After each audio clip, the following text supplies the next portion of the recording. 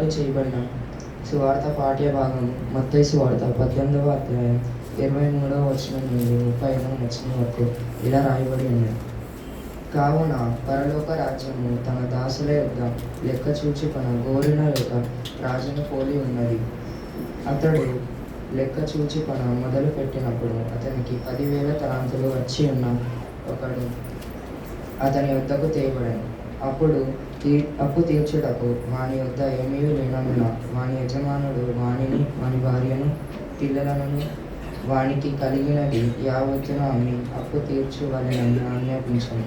కాబట్టి ఆ దాసుడు అతని ఎదుట సాగిలపడి మొక్కి, నా ఎడల ఓర్చుకొనుము, నీకు అంతయు చెల్లింతునని చెప్పగా, ఆ దాసుని యజమానుడు కనికరపడి వానిని విడిచిపెట్టి వాని అప్పు క్షమించెను.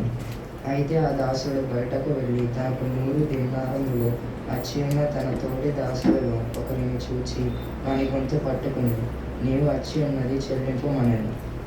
అందుకు వాని తోడి దాసుడు సాగిలపడి, నా ఎడల ఓర్చుకొనుము, నీకు చెల్లించేదానిని వానిని వేడుకొనెను గాని వాడు ఒప్పుకొనక అచ్చి ఉన్నది చెల్లించే వరకు వానిని చెరసాలలో వేయించెను. కాగా వాని తోడి దాసుడు జరిగినది చూచి మిక్కిలి దుఃఖపడి వచ్చి జరిగినదంతయు తమ యజమానునికి వివరముగా తెలిపిరి.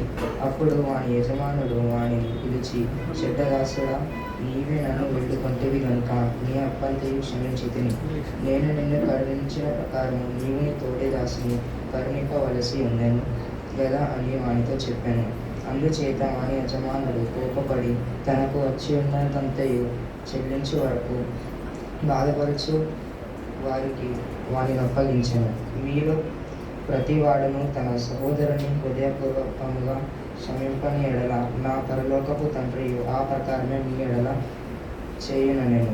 సువార్త పాఠ్య భాగంలో ఇంతటితో ముగించబడ్డారు.